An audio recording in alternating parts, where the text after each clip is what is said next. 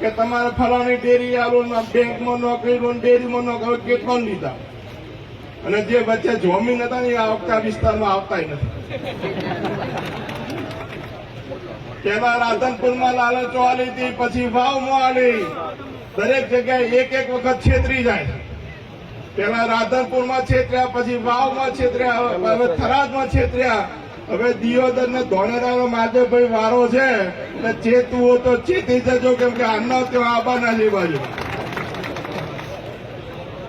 7મી તારીખે જ્ઞાનીબેન, આપણી બેન, દેખો જ્ઞાનીબેન ને મળવું છે. કોઈ તમારે વચ્ચે નહીં જોઈએ, કોઈ તમારે પીએન ફોન નહીં કરવો પડે, કોઈ તમારે 10 જણને વચ્ચે રાખીને ઓફિસે જશો 4 કલાક રાહ જોવી નહીં પડે.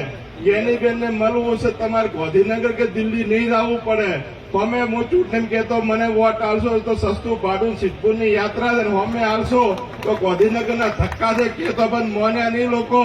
અત્યારે ધક્કા ખાય છે ને. પેલા ભાપીવાળા સોમજી પટેલ, એમનું મનની જે અહીંયા વલાળો અભળી હતી નહીં બધાય.